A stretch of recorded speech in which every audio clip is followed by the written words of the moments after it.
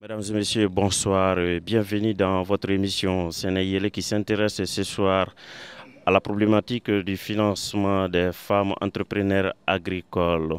Ce débat se situe dans le cadre de la foire, le salon de financement qui se tient actuellement à Sikasso. Ce débat, nous l'articulons autour de 3 temps forts. D'abord, nous allons faire l'état des lieux avec nos invités ici sur le plateau. Nous allons, en deuxième temps, parler des contraintes liées au financement des femmes entrepreneurs. Et en troisième temps, nous allons parler des conclusions s'il y en aura. Alors pour débattre de cette question, nous avons des invités sur le plateau. D'abord, nous avons Madame Aïssatou Nobre. Bonsoir Madame. Vous êtes sociologue, vous vous intéressez à toutes les questions de genre. Bienvenue sur le plateau. Deuxième invité, nous avons Kassim Koulibaly. Bonsoir Monsieur Koulibaly.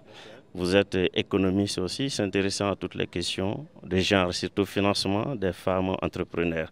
Une fois de plus, bienvenue. Notre troisième invité, M.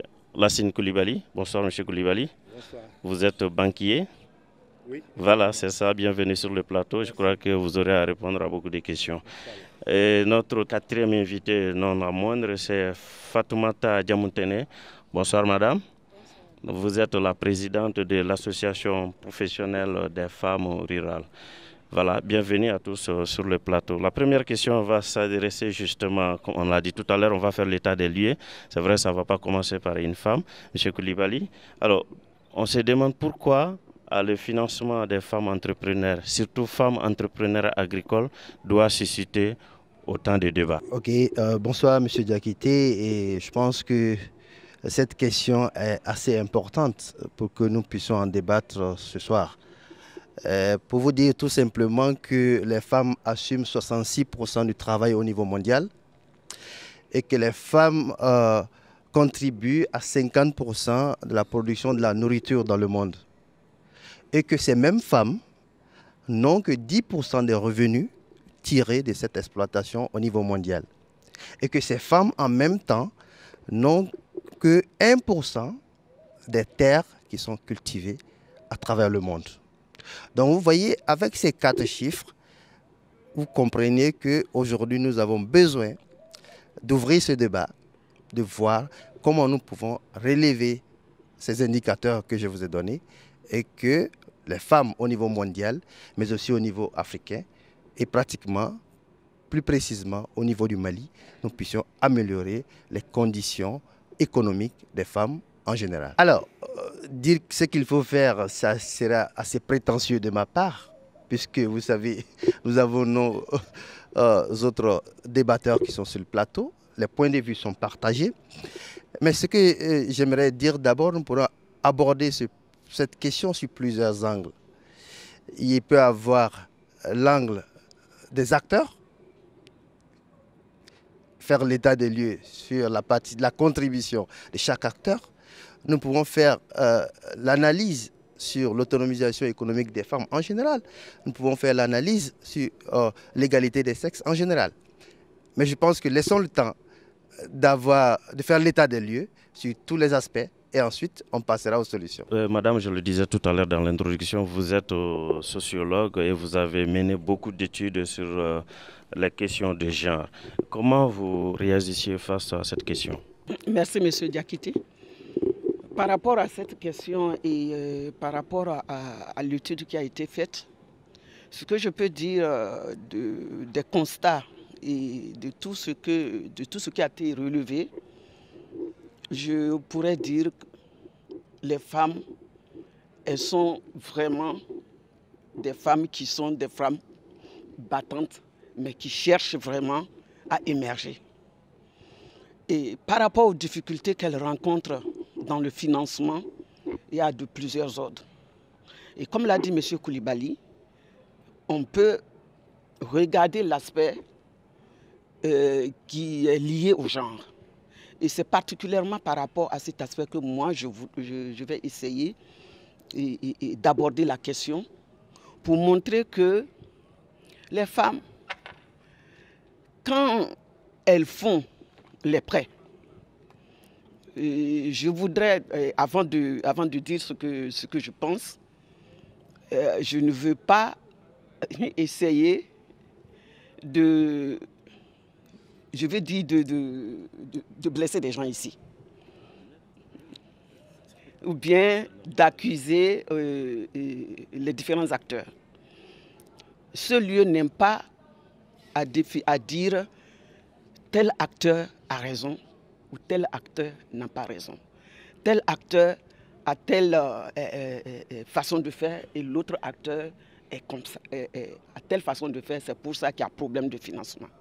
Pour moi, je pense que ce qu'il faudrait que nous débattions beaucoup plus ici, c'est d'aller au-delà de toutes ces questions qui peuvent, comment on appelle, sortir ici dans le débat pour dire exactement qu'est-ce qu'il faut relever comme défi sur la base de l'introduction que Diakité a fait. Mais vous avez vu quoi de façon concrète sur le terrain?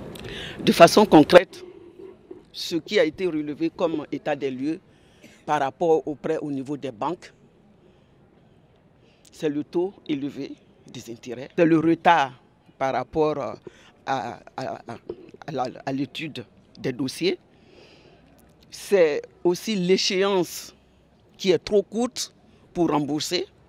Donc tous ces problèmes ont fait état des lieux de la difficulté des femmes à essayer de se freiner pour vraiment aller vers une obtention de prêt. Ça les décourage. Donc voilà en un premier temps ce que je peux dire par rapport à l'état des lieux qui relève d'abord des prêts. Maintenant par rapport à la relation qu'on doit tisser entre les hommes et les femmes par rapport à ces prêts, c'est que le problème se pose. Le dossier est étudié, c'est accepté, le crédit est donné. Mais là où se situe réellement le problème, c'est que la femme, une fois qu'elle a son prêt et qu'elle commence ses affaires, monsieur voit que les affaires commencent par monter. Il voit que l'affaire de la femme commence à bien marcher. Qu'est-ce qu'il fait? Il diminue lui ses dépenses par rapport à son asongo. Ce qui fait que vraiment ça ne l'amène pas à émerger par rapport à comment on appelle, à ce qu'elle envisage de faire. Les objectifs du prêt, elle n'arrive pas à atteindre. L'argent est utilisé à d'autres fins parce que dans son statut social, culturel, juridique même, je peux dire, la femme est soumise. C'est la compréhension, elle est soumise. Donc mon mari a dit, j'ai appris que tu as eu de l'argent, donc je souhaiterais que tu essaies de voir comment tu vas faire par rapport à tel problème qui se pose dans la famille. Et cet aspect, étant donné qu'elle est soumise, elle ne dit pas non à son mari. L'objectif qu'elle a fixé pour ce prêt va donc dans la résolution du problème de monsieur. Et en ce moment, comment maintenant honorer son engagement vis-à-vis, la BNDA en face de moi, comment honorer son engagement vis-à-vis de la BNDA laquelle elle a fait son prêt. Et quand la BNDA relance pour lui demander, voilà l'échéance qui a été faite pour le remboursement. Où est-ce qu'on en est? BNDA relance.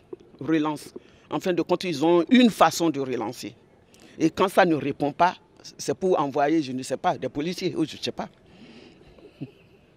Donc en ce moment, le mari prend du recul, se lave les mains et laisse la femme dans son problème. Donc c'est un peu cet aspect d'état des lieux que je voudrais d'abord faire sur ce que beaucoup de femmes ont dit. Je vais préciser ici que l'étude a été faite spécifiquement à Caille. C'était prévu pour toutes les régions, mais on n'a pu faire que Caille. Donc ce que je suis en train de dire, c'est des informations collectées au niveau des femmes entrepreneurs de Caille. Et je pense que ça va être la même chose au niveau de toutes les régions, c'est la même chose.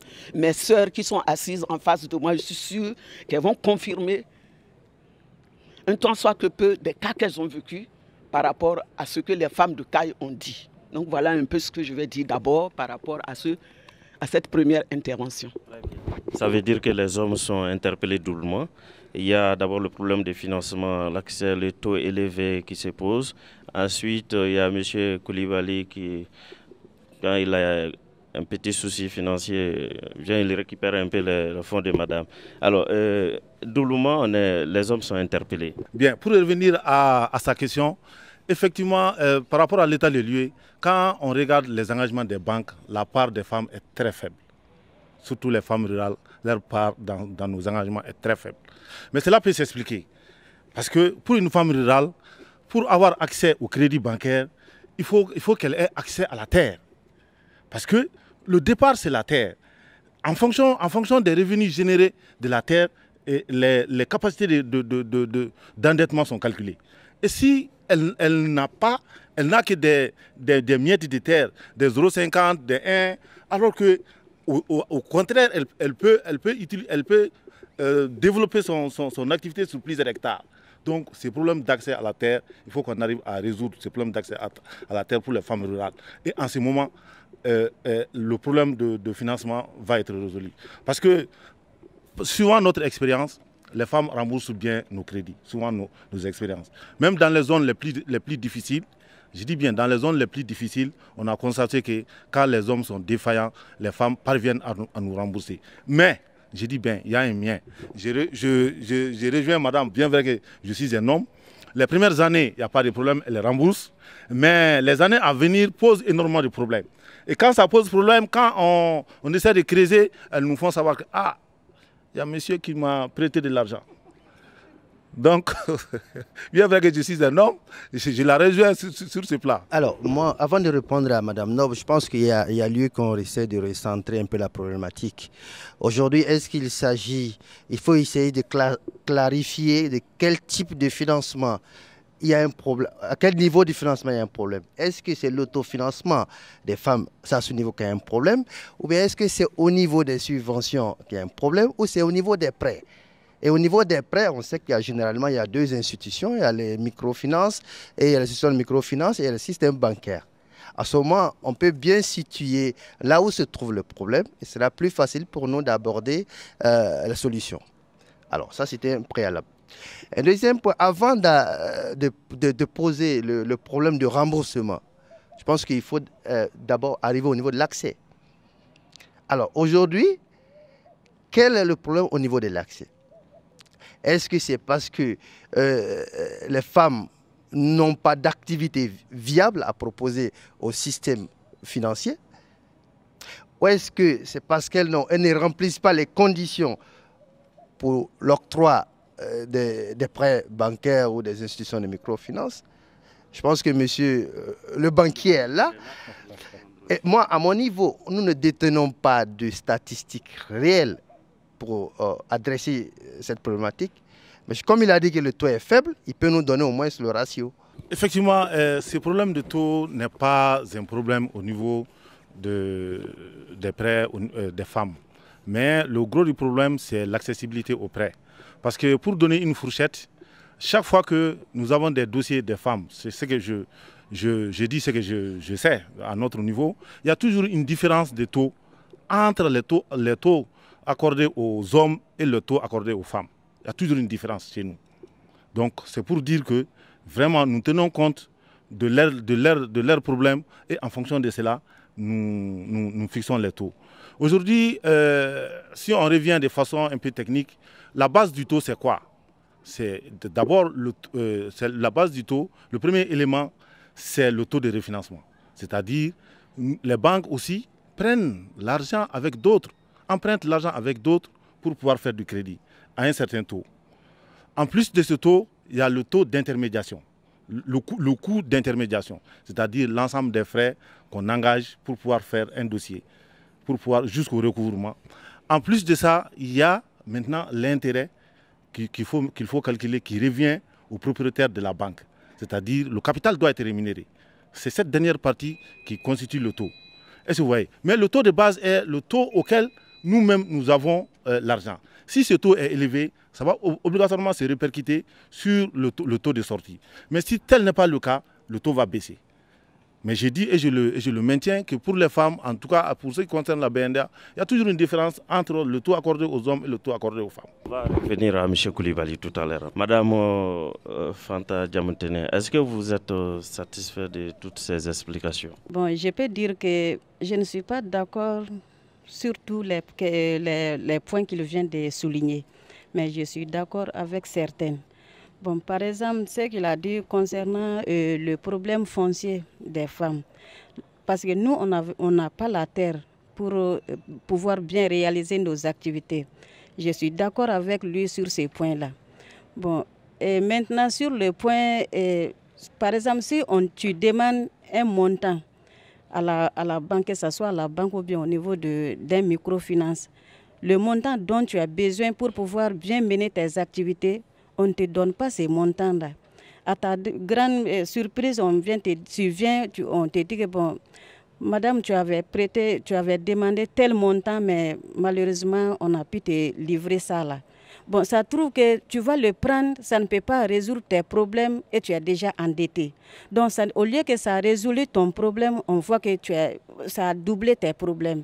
Donc, souvent, c'est toujours comme ça. Alors, M. Koulibaly, où vous voulez. Voilà, c'est ça. Donc, au lieu de résoudre le problème est doublé, c'est augmenté. Mais je précise de passage que la parole aussi est au public. Alors, M. Koulibaly, pour réagir. Madame, vous savez, dans un dossier, il y a plusieurs critères, il y a plusieurs paramètres. Il y a d'abord, le crédit, il est un peu dangereux quand ce n'est pas dosé. Quand ce n'est pas dosé, ça devient un danger. Mais une fois que c'est dosé, ça devient un facteur de performance. Est-ce que vous voyez? Donc, ce qui fait que nous avons aussi nos méthodes de calcul de la capacité d'endettement. Est-ce que vous voyez? Donc, avec cette méthode de capacité d'endettement, on est obligé de te donner un montant dont tu es capable de rembourser. Parce que à quoi ça sert? Le surendettement est très dangereux. Aujourd'hui, le surendettement est très dangereux. Partez dans la zone de Nyuno, à un certain moment, il y avait un surendettement total où tous les acteurs ne se concertaient pas et tout le monde faisait des prêts. Et finalement, qu'est-ce qui s'est passé? Ça n'allait pas dans les familles. Les familles risquaient d'être éclatées. Est-ce que vous voyez? Donc, nous tenons compte de l'ensemble de ces critères pour pouvoir fixer le montant d'un dossier. C'est vraiment un facteur très très important. Je reviens toujours à la répartition pour moi de la problématique. D'abord par rapport à l'autofinancement ou des subventions accordées. Parce que par la pratique, nous voyons que les entreprises agricoles féminines sont financées globalement par des subventions qui sont données par des ONG et des organismes de développement. Et d'une part, et rarement, elles utilisent des prêts bancaires ou des services de microfinance. Je reviens au niveau des subventions. Je pense que le gros problème à ce niveau, dans mon constat, c'est qu'il y a une mauvaise répartition des fonds alloués aux femmes. Parce que les femmes qui sont réparties sur les territoires maliens n'ont pas les mêmes besoins de financement. Et lorsqu'on systématise le financement, il y a une disparité qui se pose entre les ressources qui sont allouées à des femmes qui sont des CAI ou des SICAS ou des Ségou. Donc ça, c'est un problème qu'il faut résoudre. Le deuxième problème que je vois au niveau des subventions, c'est la bonne utilisation des ressources allouées aux entreprises féminines. Et à ce niveau, je pense que Mme Nobre disait tout à l'heure que c'est le mari qui demande une part de l'argent. Mais je pense qu'il y a les femmes aussi qui utilisent de l'argent pour aller faire des tontines ou des mariages ou des baptêmes. Je pense que ça aussi c'est un problème dans l'utilisation des fonds qu'on reçoit pour faire développer nos entreprises. Certaines femmes, je ne dis pas toutes les femmes, utilisent de manière déviante ces ressources pour pouvoir faire d'autres besoins qui ne contribuent pas au progrès de leurs entreprises pour lesquelles elles sont censées se battre et accroître leur autonomisation économique et financière. Alors, madame, ce n'est pas une interpellation, mais vous avez... Je suis entièrement d'accord avec ce que M. Koulibaly a dit, c'est vrai. De part et d'autre, chacun a sa responsabilité. par rapport à cet aspect que j'ai évoqué. C'est vrai. Mais l'influence de cet aspect, tu as bien dit que quelques femmes font cette déviation. C'est vrai. Mais la plupart des cas, si on va évaluer cet aspect de l'utilisation des prêts, je ne veux pas parler des subventions, moi. Je veux parler des prêts qui sont faits soit au niveau des IMF ou au niveau des banques. C'est de ça que moi je veux parler ici, parce que c'est ça qui a été spécifiquement l'objectif de l'étude que j'ai faite. Donc je recentre mes interventions. Donc je reviens en disant que je suis d'accord avec ce que tu as dit, mais cependant, ce côté de la statut juridique de la femme, son statut social et les effets culturels qui sont un poids de l'environnement des affaires qu'elle développe font que, en réalité, par ces trois aspects, elle est soumise à se dire, mon mari a dit, et vu ce qu'il va penser, je préfère l'aider à résoudre d'abord ce problème et puis je vais voir après ce que je vais faire. C'est ce après ce que je vais faire là que, après je vais faire, l'argent prend une autre déviation et ne lui permet pas de faire les affaires selon ce qu'elle a prévu pour émerger. Donc c'est un peu par rapport à ça.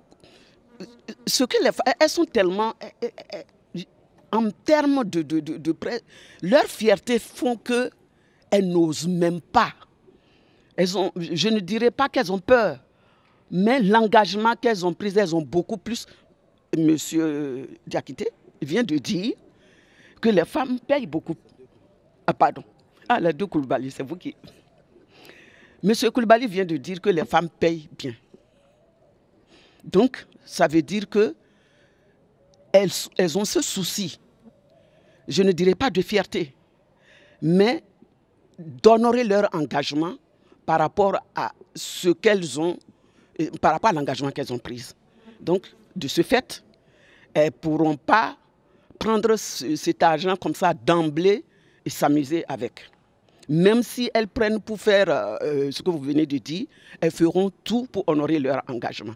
Mais quand l'argent rentre dans la main du mari, comment est-ce que vous pensez qu'elles puissent vraiment arriver à dire, monsieur, chérie, j'ai fait un prêt à la banque et la date de l'échéance pour honorer mon engagement s'approche.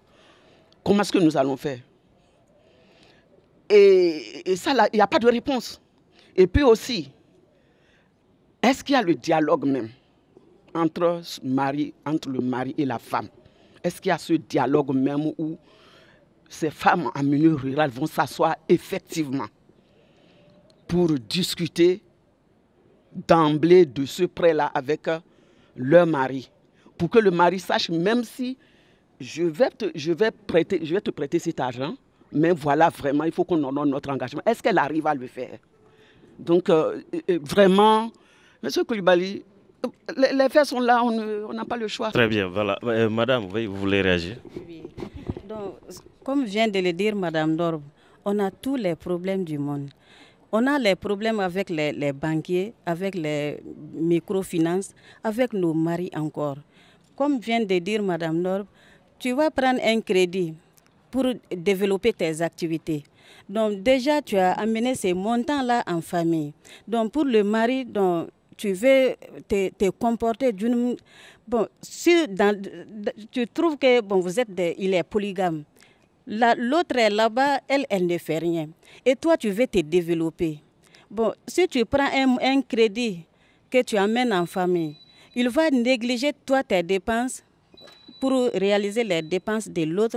Et il va profiter pour dire que bon, si tu vois que tu as arrivé à prendre un crédit de tel montant, bon, tu as les moyens pour pouvoir t'entretenir et entretenir tes enfants. Donc, il va négliger tes dépenses et les dépenses de tes enfants. Donc tu es obligé maintenant, au lieu que tu développes tes activités de développement, tu vas diviser maintenant là, le montant là et contribuer aux charges de tes enfants et tes propres charges aussi. Et contribuer même à ses propres charges aussi pour que l'entente puisse rester entre vous. Il y a plusieurs éléments qui sont développés là. Voilà, je crois que M. le banquier Kassim a des réponses avant de passer à la deuxième étape du débat. Bon, moi je pense que ça c'est un problème qui nous interpelle tous et je pense que c'est un problème culturel, franchement parler. La relation homme-femme dans notre milieu est vraiment culturelle. Parce que c'est vrai que dans les grandes villes, on commence à avoir des changements, mais dans les milieux encore, le milieu rural, vraiment, pour le moment, il n'y a pas de changement. Donc culturellement, c'est comme ça. L'homme domine toujours la femme. Et si l'homme n'arrive pas à bien raisonner, comme quoi que c'est un prêt que celle-là a contracté et qu'elle doit rembourser, en conséquence, vraiment, ça pose problème. Ça pose un sérieux problème. C'est purement culturel. Oui, tout à fait. C'est une question culturelle et ça touche nos traditions. Mais ce qu'il faut remarquer aussi par rapport à votre idée, c'est que nous nous trouvons globalement dans la répartition des tâches entre l'homme et la femme dans le ménage. On se rend compte que c'est la femme en général qui est chargée de toutes les activités domestiques. Et qui en général, ces activités domestiques ne sont pas valorisées. Et c'est ce qu'elle est en train de nous faire comprendre. Elles doivent être valorisées dans le sens où la valorisation de cette activité domestique doit permettre à la femme d'avoir des revenus, ou mieux répartir ce travail entre l'homme et la femme doit nous permettre à la femme d'avoir le temps de bien travailler. Parce que le remboursement d'un prêt, ce n'est pas forcément lié au fait que le mari récupère une partie de l'argent. C'est est-ce qu'elle dispose de tout le temps nécessaire pour faire son activité économique correctement. Je pense que c'est ça qui est le vrai problème. Voilà. Donc, essayons de voir cet angle aussi. Je pense que c'est important. Mais avant qu'on ne finisse cette partie, il faut voir aussi l'angle de la répartition entre les entreprises agricoles qui sont dans le formel et qui sont dans le secteur informel. Je pense que si on fait cette distinction aussi, on ne pose pas le problème de la même manière. Alors, grosso modo, les entreprises qui sont formalisées plus ou moins au niveau agricole, on retrouve les femmes rarement qui font des activités individuelles. Beaucoup sont dans les organisations coopératives, mais quand on constate le mode de gouvernance de ces entreprises agricoles féminines, je pense qu'on a beaucoup de questions à se poser à ce niveau. Donc il faut poser ce problème à ce niveau. On va passer à la deuxième, mais avant de passer à cette question, on va appeler le président voilà, pour une contribution. Moi, je pense que le problème d'accès au financement, au crédit des femmes, n'est pas seulement, on ne doit pas le focaliser seulement autour des banques. Il y a d'autres facteurs sur lesquels on doit pouvoir discuter. D'abord, le marché. Tu ne peux pas prendre le crédit si tu n'as pas le marché. Alors, pour développer son entreprise, la première condition, c'est l'accès au marché. Il y a quelques questions dedans qui sont posées aux banques. Je dis bien, par rapport à l'analyse d'un dossier, je dis bien, les banques sont vraiment outillées aujourd'hui, même si 99 ou 100% des femmes évoluent dans l'informel. Vraiment, nous avons appris la technique d'analyser une activité qui évolue dans l'informel. Aujourd'hui, je peux le dire, à la BNDA, nous faisons plus de 30 milliards, je dis bien plus de 30 milliards par an à des entreprises qui sont dans l'informel. Donc ça ne nous pose aucun problème. Aujourd'hui, ça ne nous pose aucun problème. Il y a même sur place à Sigasso une unité industrielle qu'on a financée qui tourne très bien. Donc sur ce plan, il n'y a pas d'ambiguïté. Franchement. Est-ce que, M. Koulibaly, vous avez une réaction ou vous avez ces informations déjà? Mais déjà, avant de passer la parole à M. Koulibaly, on voudrait savoir quand est-ce que la banque finance une femme entrepreneur, surtout dans l'agriculture? Bon, je dis bien, le calendrier culturel est connu. Je dis bien, le calendrier culturel est connu. Et généralement, pour les femmes, c'est après la grande saison que généralement les femmes interviennent pour faire soit de l'oignon, soit de l'échalote, soit un peu de la pomme de terre. Est-ce que vous voyez? Donc, je vais reformuler la question. Il s'agit de à quelle étape? C'est ce que je te dis. Je dis le calendrier culturel. les agronomes savent qu'est-ce que c'est que le calendrier cultural. C'est-à-dire, il y a un calendrier qui est fixé par culture et suivant les saisons. À partir de telle période, il faut faire les semis. À partir de telle période, il faut faire la récolte, ainsi de suite, ainsi de suite. C'est ça le calendrier cultural. Je vais reformuler de toutes les façons la question. Il ne s'agit pas de ce temps-là. Il s'agit de à quel moment, au moment de l'activité de la femme, la banque finance cette dame. Est-ce qu'il y a les critères, quoi? Quels sont les critères pour que vous puissiez financer, par exemple, une femme entrepreneur dans l'agriculture? Effectivement, c'est au démarrage de l'activité. C'est-à-dire qu'une fois qu'elle envisage de faire 1,25 € en oignon et 1,25 € en pommes de terre ou bien en échalote, elle nous rencontre, elle vient nous rencontrer. Et généralement, je dis bien, généralement, on rencontre des difficultés là où les femmes ne sont pas encadrées. Je dis bien, là où les femmes ne sont pas encadrées. Sinon, généralement, il y a des ONG ou bien des organismes ou bien des projets qui encadrent des femmes. Là, on a moins de problèmes. Parce que l'aspect technique, ils s'en occupent. Et nous nous occupons de l'aspect financier. Et généralement, on n'a pas du tout de problème. Et ils savent quand est-ce qu'il faut faire la demande. Et nous aussi, nous donnons un délai maximum de 2 semaines pour pouvoir répondre à un dossier. Je voudrais réagir un peu à l'intervention du président de AOPP. Je suis d'accord avec ce que vous avez dit. Mais je reviens toujours sur ce problème de statut de la femme. Tout ce que vous avez dit, c'est exact. Mais si on n'examine pas de façon objective, de quelle façon la relation que la femme tisse avec l'homme par rapport à l'aspect économique de ce qu'elle veut entreprendre, que ça soit le marché, comme vous l'avez dit, ou tout ce que vous avez énuméré tout à l'heure, moi je pense que le problème reste toujours posé. On peut avoir le marché, elle peut avoir le marché. Moi je reviens toujours en disant son statut. Si on ne voit pas de façon objective et examiner de quelle façon la relation, enfin du point de vue social et économique, comment elle pourrait émerger, je pense que la solution est d'abord là. Comment est-ce que nous voyons les femmes par rapport à ces différents aspects de sa vie pour pouvoir émerger, avoir une autonomie financière dont le mari lui aussi comment on appelle, adhère et ne pose même pas ces problèmes de je vais utiliser ton argent pour faire autre chose. Le problème est là et c'est à cela que nous ne pensons pas.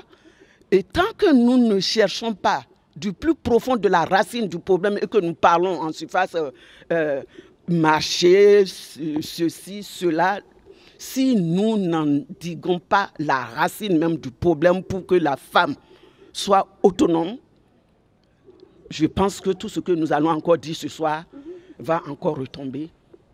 Oui, c'est ça. Non, je vais vous laisser continuer. Mais qu'est-ce que vous appelez autonomie de la femme? Oui.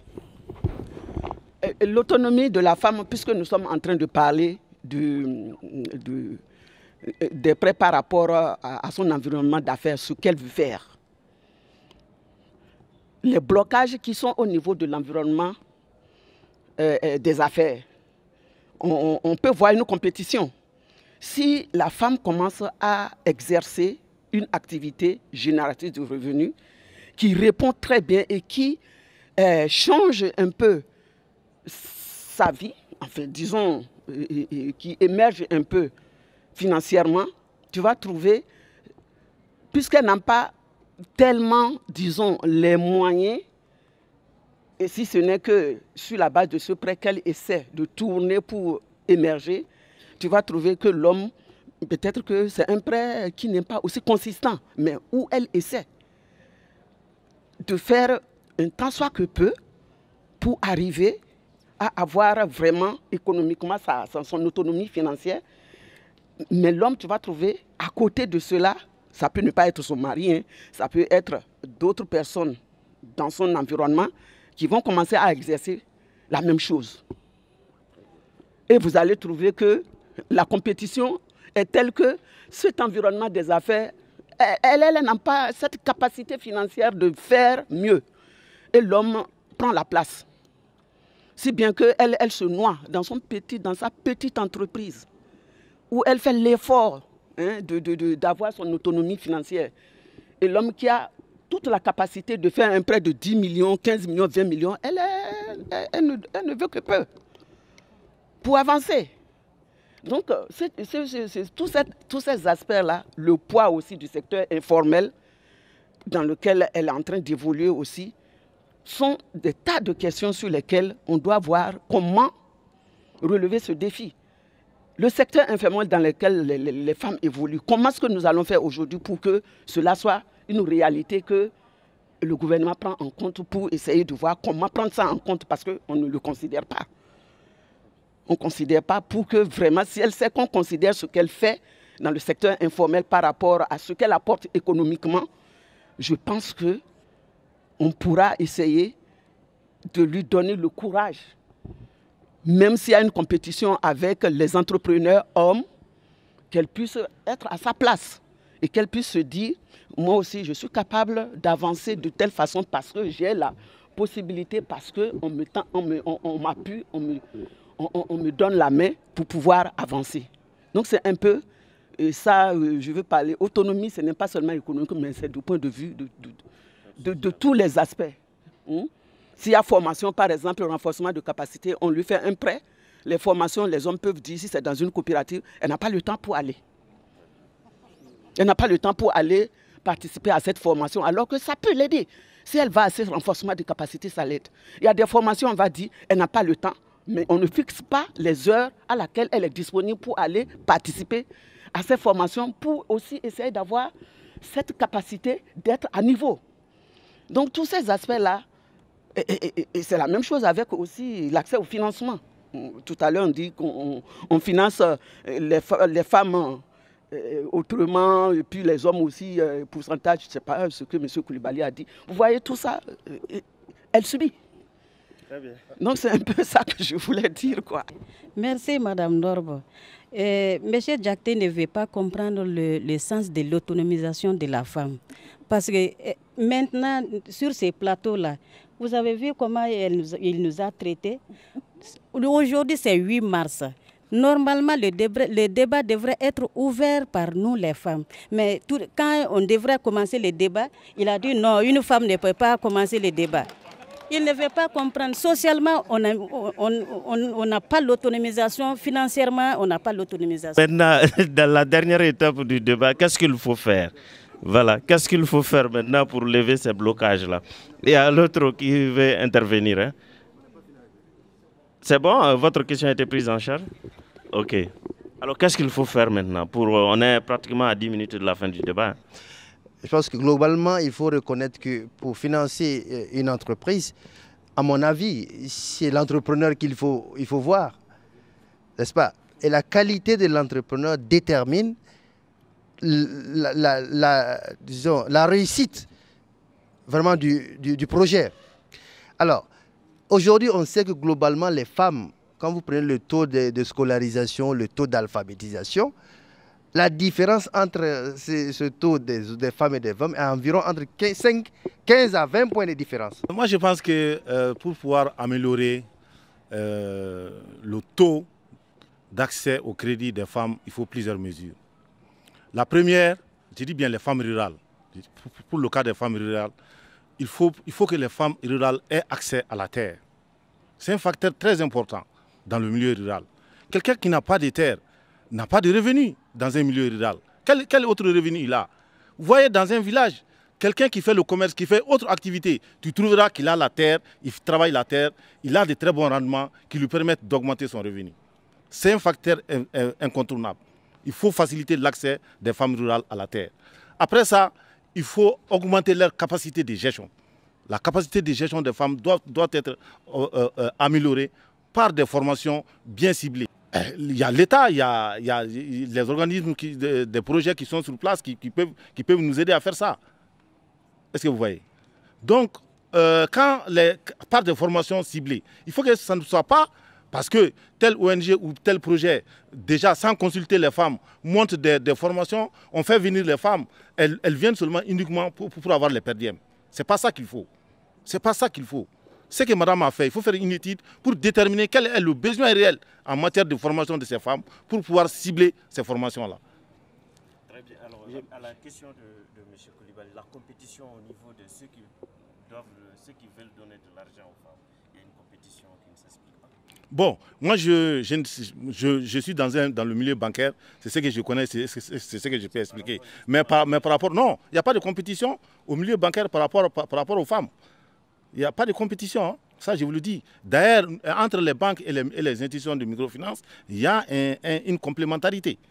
Il y a une complémentarité. Nous finançons les institutions, refinançons les institutions de microfinance et ils financent les femmes. Il y a une complémentarité. Comment est-ce que vous pouvez financer les institutions de microfinance et qui refinancent encore les femmes? Les coûts d'intermédiation vont se gréver.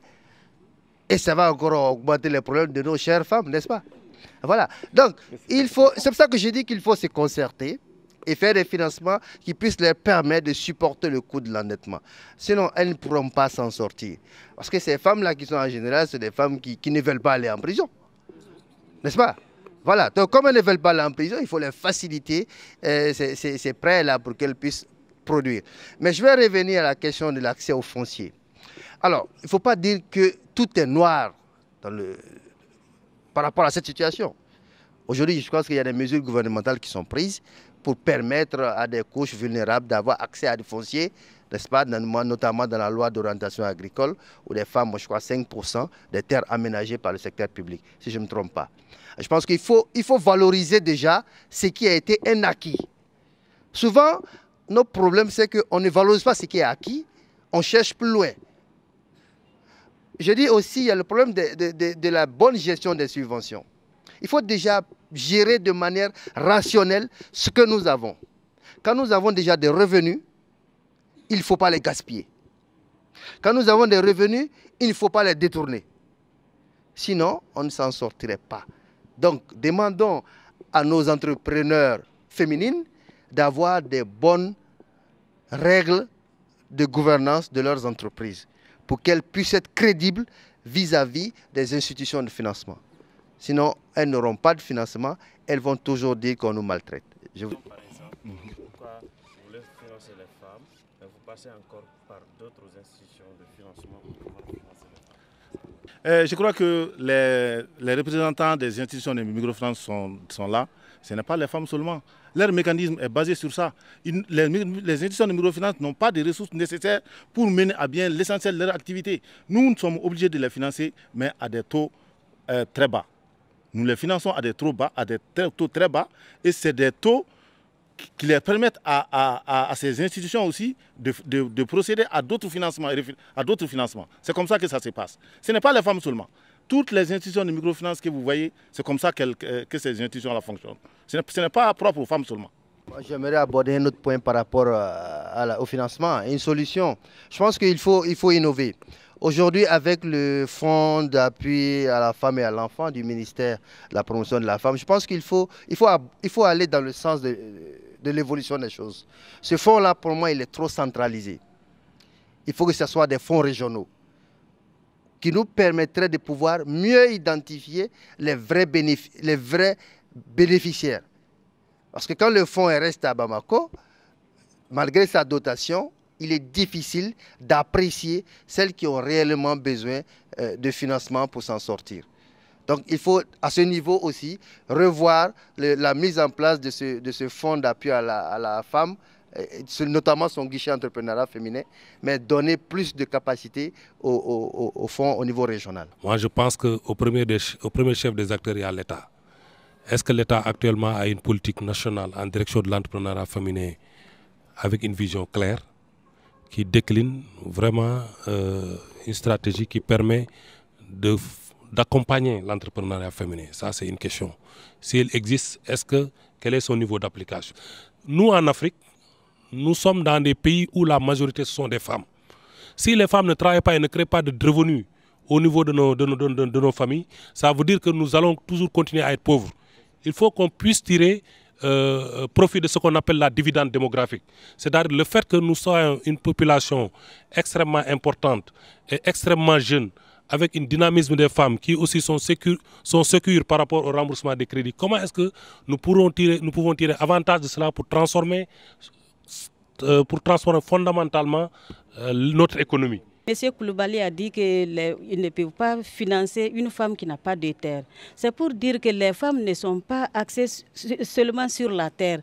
Les femmes sont en train de mener les différentes activités de développement, que ce soit l'agriculture, l'aviculture, l'apiculture, la transformation. Les femmes travaillent dans tous ces domaines-là. Et pourquoi ne pas les financer? Je voudrais tout simplement dire qu'il faudrait pour les banques qu'ils essaient de revoir les produits, l'adapter aux besoins des prêts et des femmes entrepreneurs. Comme l'a dit tout à l'heure Fatim, elles font la commercialisation, elles font la transformation, elles sont dans d'autres activités qui sont autres que l'agriculture.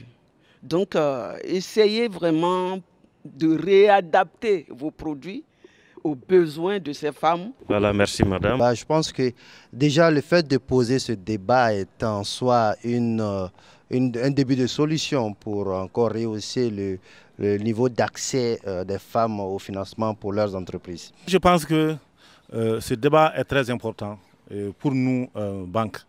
Et comme l'a si bien dit les uns et les autres, si jamais il y a une synergie autour de l'activité des femmes, pour transformer l'activité des femmes en un créneau porteur. Aujourd'hui, au Mali, je ne prends que l'exemple du Mali seulement, il y a au moins 14 banques et d'autres sont en train de venir. Nous allons faire la concurrence derrière les femmes pour pouvoir les financer sur l'ensemble de leurs activités. Alors, nous remercions tous d'avoir participé à ce débat. C'était le thème retenu aujourd'hui, la problématique du financement des femmes entrepreneurs agricoles. Alors, pour animer ce débat, nous avions naturellement des invités, la personne de Fanta Diamoutene, qui est la présidente de l'association professionnelle des femmes rurales au niveau des Sikasso. Nous étions également avec Madame Aïssatou Nobre, elle est sociologue s'intéressant aux questions genre.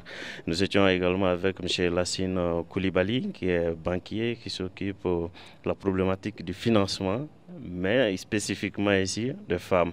Et pour terminer, nous étions également avec Kassim Koulibaly, qui est économiste, qui s'intéresse à toutes les questions liées au genre et surtout au financement des femmes. Merci de nous avoir suivis sur ce débat qui était focalisé aujourd'hui sur la problématique du financement des femmes entrepreneurs, surtout au niveau agricole. Merci de nous avoir suivis, restez fidèles à nos programmes.